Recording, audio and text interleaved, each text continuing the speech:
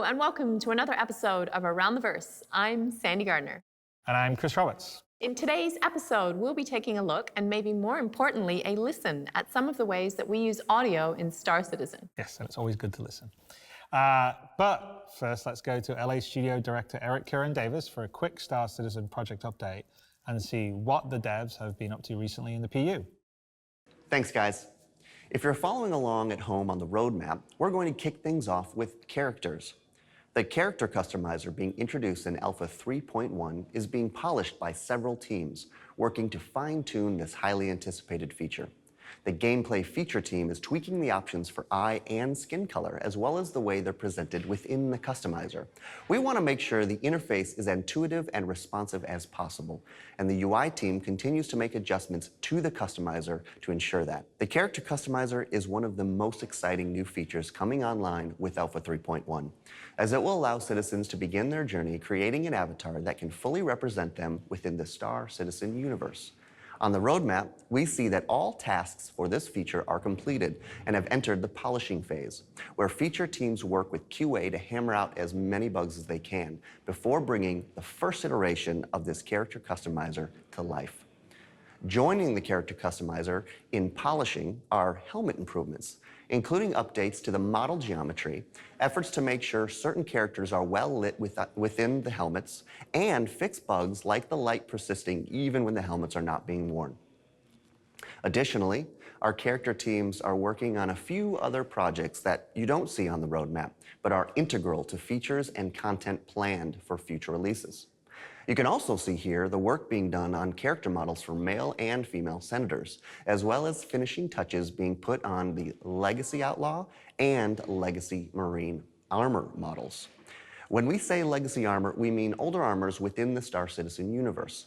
We want you to feel this is a galaxy with history, and these Legacy armors are one of the ways we are aiming to achieve just that. Now, moving on to locations. Many resources are being put into the overall improvement of our procedural planet tech. Improvements to these visuals of our first three moons, Yela, Daymar, and Selen, include color balancing, object distribution, new diffuse, height, and global maps have all been completed, and outstanding tasks remaining include detailed polish, improved procedural distribution for planet-side features, and some dynamic weather effects that Marco Cobetta has been working on. The environment art team has also been working on Delamar, focusing on the visual transition between close, medium, and far viewpoints, and the scattering of assets while also addressing some unwanted pink hues. Space views of Yela have been much improved, and on the R&D front, the team continues to work on something called Speed Tree, which you'll learn about more in the coming months. Additionally, as you may have heard already on Calling All Devs, a revamp of the player hangars is underway.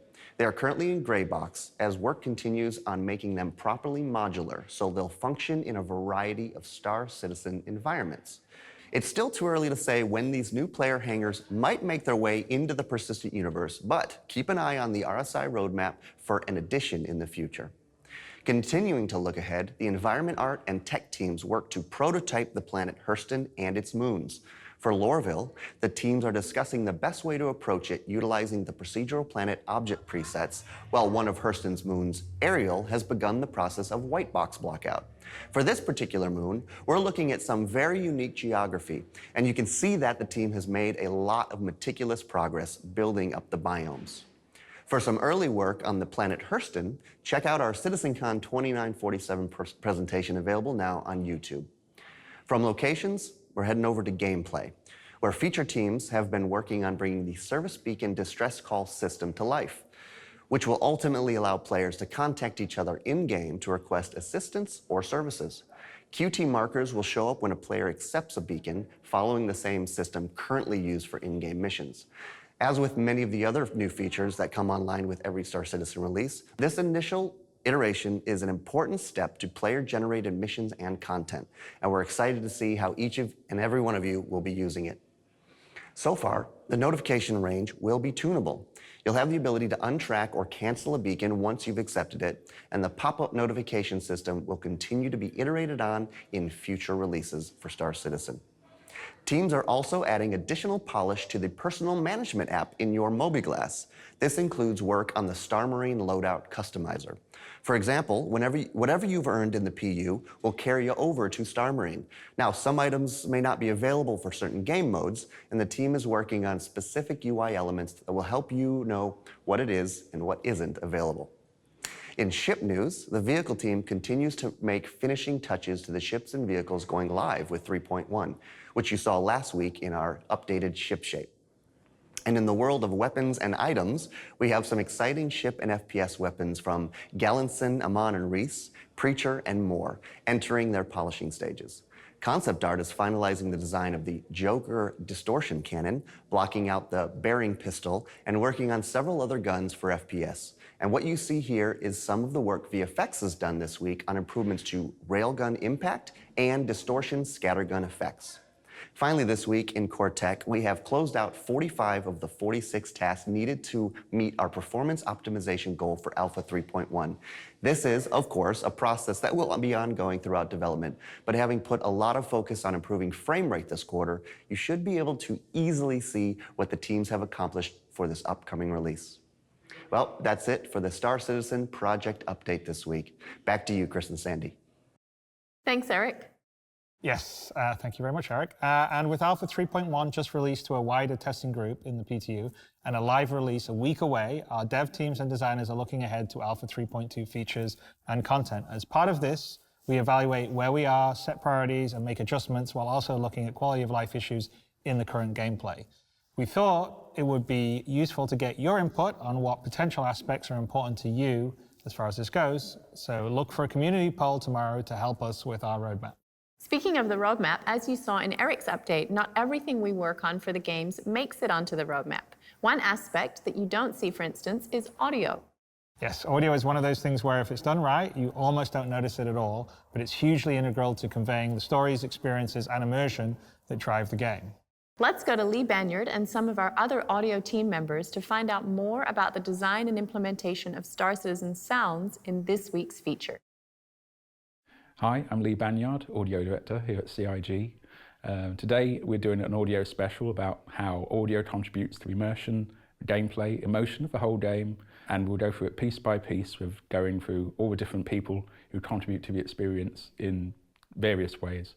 The first piece we'll be looking at will be the ship audio and how, in a way, ship audio in our game, it only really comes together once you actually experience them in-game itself. So it's almost like the game it's akin to an orchestra, really. It's like each part of the ship audio thruster elements.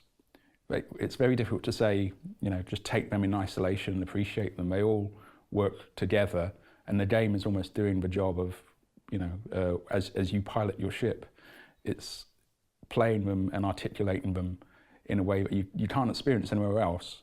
So much of our sound design is effectively done with the game. The game actually kind of sound designs in real time, and we're just as we're at mercy of that as well. And so the process of sound design for ship audio particularly, it's an ongoing iterative process. As they change upstream and they balance the flight stuff, we have to kind of change the audio to meet and reflect that. It's a complex process, but it's immensely rewarding. Hi, I'm Darren, and in this video I'd like to show you how the Terrapin thruster design is composed of many different layers that all respond differently and dynamically to the pilot input.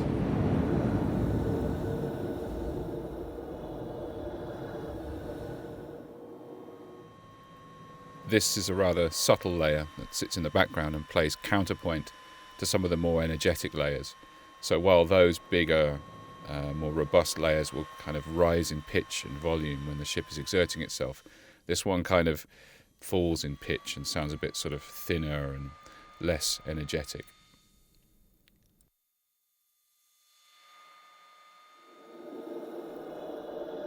This rotation layer more specifically picks out the pitch, roll and yaw inputs.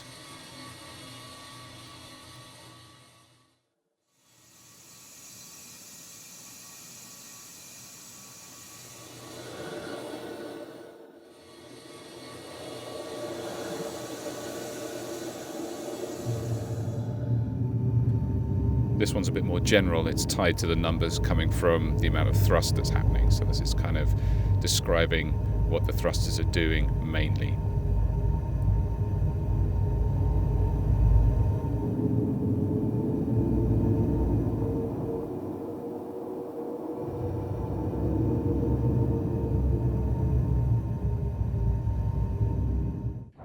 Then we have our surge layer, which is more momentary, and it picks out larger thrust events.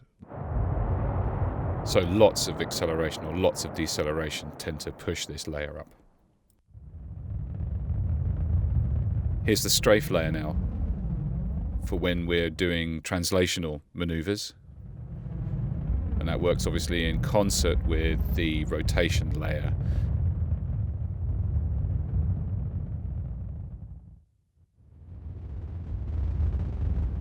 It also emphasizes the deceleration maneuver as well. This induction layer describes the energy of the thrusters, exciting resonant properties of the space frame. And this, as a general concept, is something we're looking to expand upon in Star Citizen much, much more in the future and beyond spaceships as well.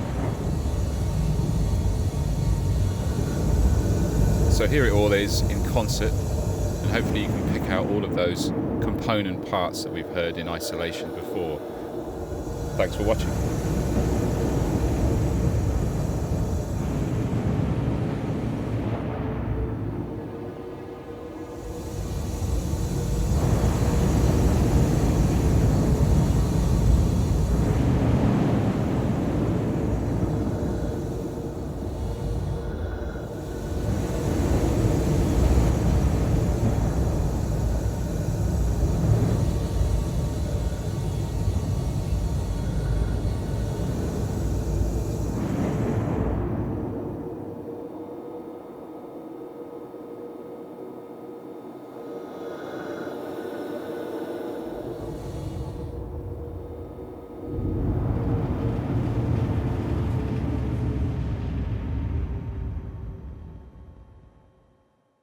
Part of the fun of creating sound for a space sim is you're creating sounds for environments that don't really exist. You know, it gives you a lot of creative, artistic leeway. Or there's just, no parallel in the real world at all.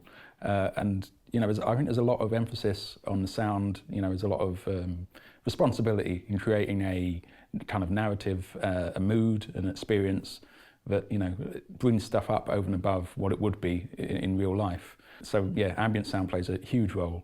And here's Francesco and Josh to talk about that. Hi, I'm Francesco, and I recently designed some of the ambiences for the derelict ships. With audio, we have the ability to give the player pieces of information that would otherwise be difficult to convey solely through visuals. One of my goals with the derelicts was to make the players feel uneasy and unsettled when they explore them, by making them hear and feel what they can't see. For example, with sound, you can imply what is happening behind a wall, or inside of a pipe, or even on a different floor. I wanted the player to feel as if the derelict reacted to their presence as they walk around it. In the following video, you'll see how I managed to create the ambience for the Starfarer derelict on Daymar. I wanted to convey the lack of energy of the place through its sound, so some of the rooms in the ship are very quiet, almost silent. But if you stand still and listen to what is happening in the environment around you, you will hear quite a few sonic details coming from specific parts of the derelict structure. I will now solo the ambiences and boost their volume. While I walk close to the walls, try to focus on each individual component of the environment and to listen to its parts creaking, rattling, groaning, buzzing, and so on.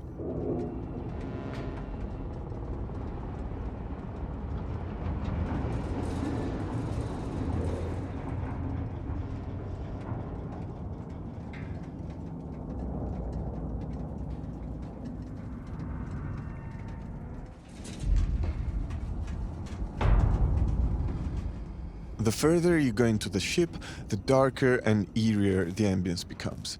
This is to indicate that you're venturing deeper into the wreck.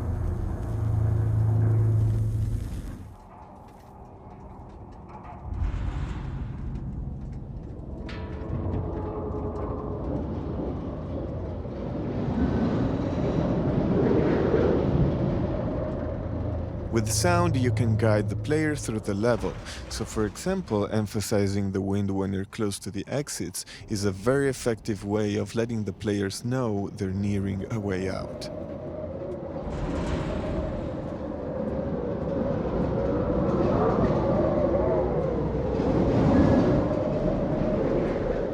The current speed of the wind on the planet affects some of the sounds we hear inside of the derelict. For example, if the wind outside is heavy, we're able to hear gusts coming from some of the vents around the ship, which also start rattling harder, as if the air found a way to pass through the broken ducts.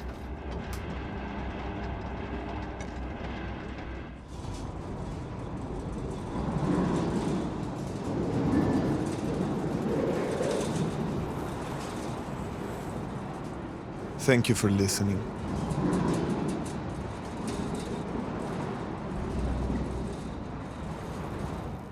Hi, I'm Josh, and I'm going to talk a little about our process for designing the ambient audio of Star Citizen.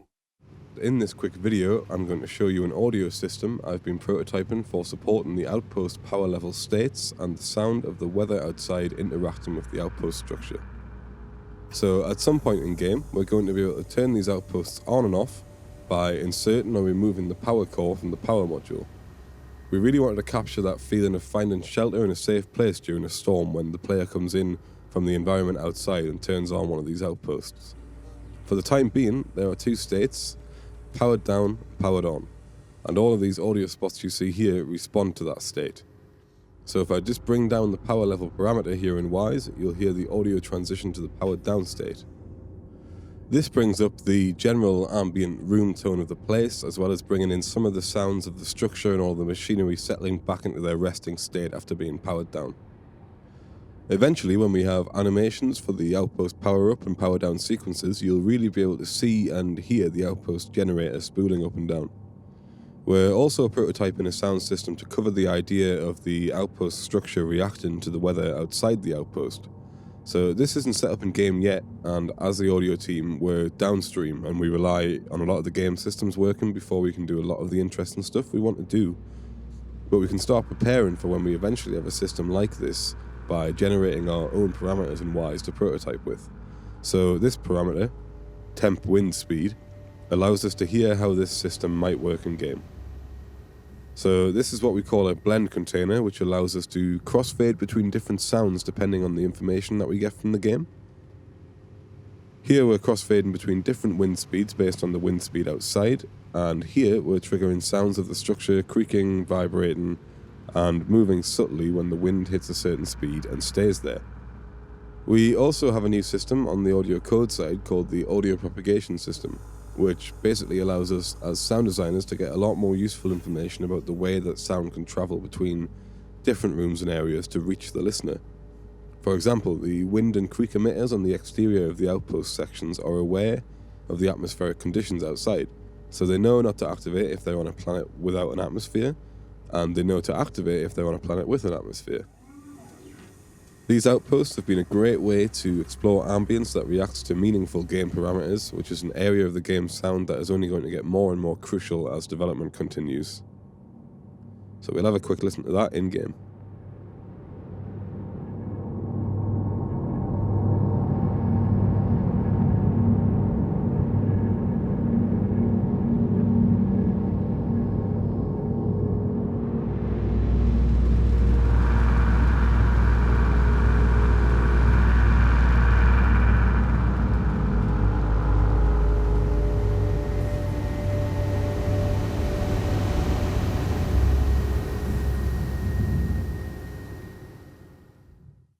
Music plays a big part in guiding the player emotionally through the game.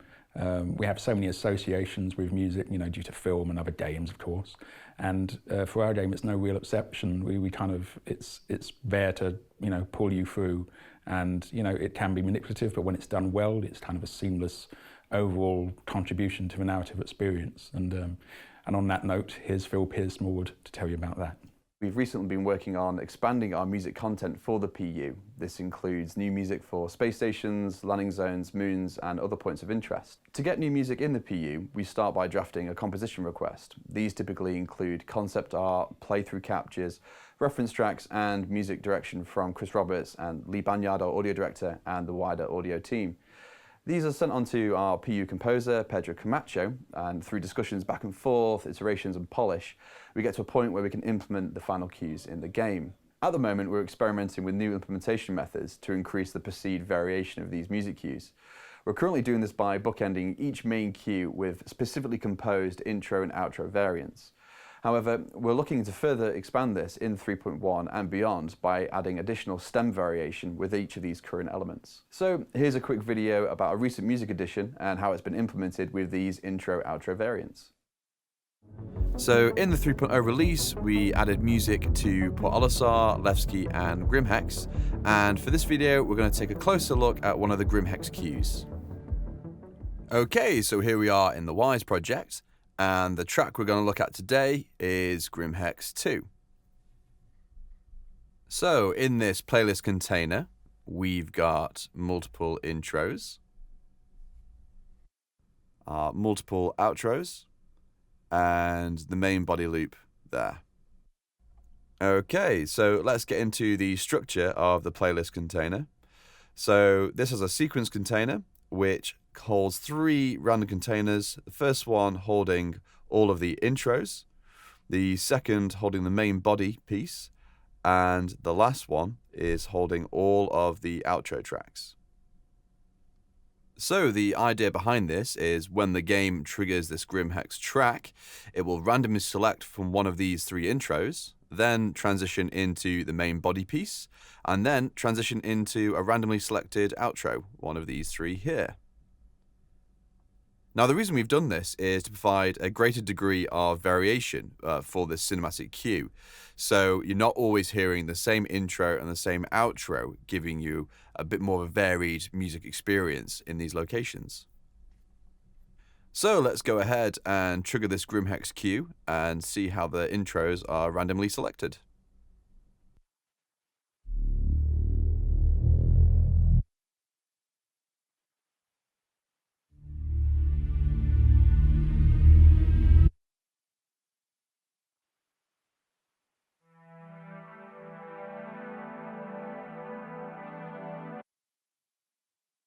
Now let's take a look how these sections transition using this random functionality with a couple of edits in the interest of time.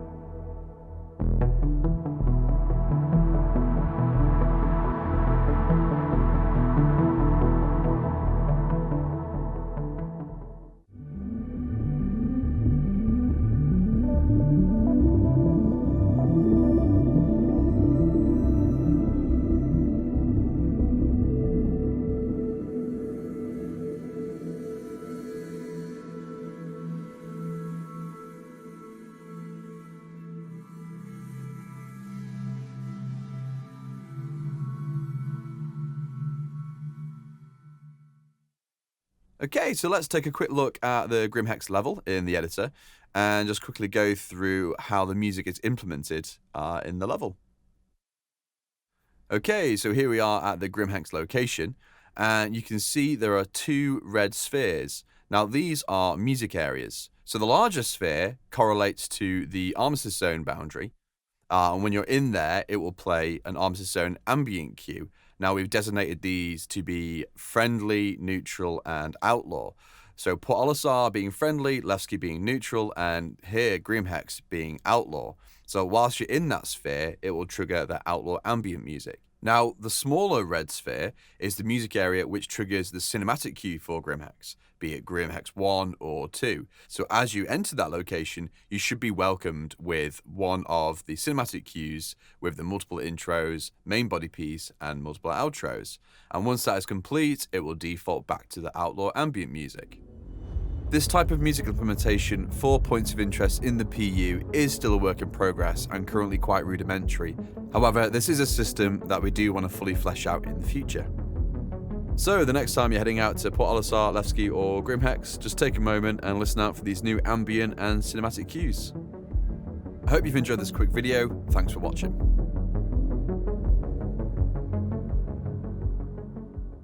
Story, narrative, all this sort of thing. I think a lot of people, they immediately think of, dialogue, what's the spoken word. And that is a big part of it, how characters interact with each other, that defines narrative and all this sort of thing. But it all is a synergy, I think, between all of the sonic elements. And, obviously music is another one that's it's quite on the nose. You understand when it's happening. But sound design as well, sound effects, it all comes together. I mean, I've got a sound design background myself, and they all have to work together and reinforce the same stuff. Yeah, all is one. So it's, again, that's in terms of the story and the narrative and the emotional kind of fundamentals of the game. I think they always say that sound comes in through the back and, visuals come in through the front, and that's kind of, we're trying to meet in the middle. That's what we do with all the stuff that we do with in the audio team. That's what we're doing, and that's what we're all about. Thanks, guys. So really cool how many different audio components go into making a ship sound realistic and intense. The effect is almost musical. Sound design really does add a whole dimension of immersive storytelling that can't be achieved by visuals on their own. Yes, and speaking of visuals, last weekend we held a screenshot contest in honor of St. Patrick's Day, and the results were impressive and pretty hilarious. So thanks to all of you who risked a brutal hangover to party in the verse and share the results with us. And congratulations to the winner. And I did have a brutal hangover on Sunday. Yes, you did. Due to popular demand, we're keeping the official Squadron 42 t-shirts on sale through the end of the month, so grab one while supplies last. The Aegeus Vulcan remains on sale for a couple more weeks. Our first concept ship of 2018 is one of the more versatile and career-minded ships we've ever released. So if you want to know more about its planned in-game functionality, check out the Q&A on our website, where the ship's designers answer your questions about the Vulcan. If you happen to be attending GDC in San Francisco, stop by the Intel booth to try out Star Citizen Alpha 3.1 and chat with some members of the team, or stop by the Bar Citizen meetup this evening, which will be going down at Louis Bar at 7 p.m. PST. And if you're in Southern California, William Weisbaum, one of the writers for Star Citizen and Squadron 42, very talented individual, will be appearing at WonderCon in Anaheim this Saturday. He'll be joining Fallout 2's Chris Avallone, Omen Sight's Janice Davis, and Call of Duty World War II's Cameron Dayton for a presentation on writing for games on Saturday at 10 a.m. PST. Early. And that's all for this week. Remember to check out tomorrow's special episode of Reversiverse live at 12 p.m. PST, where Chris will chat with Jared about 3.2 planning and potential quality of life improvements we'd like to hear from you about. That's very exciting. And make sure to check out the new episodes of Calling All Devs that aired earlier this week for answers to backer questions about radar displays, high-velocity EVA, and all kinds of electronic warfare. A big thank you, as always, to our subscribers for sponsoring our shows. Yes, and of course, thank you to all our backers. Your support lets us continue to make Star Citizen and Squadron 42 the best they can be. Until next week, we'll see you around the verse.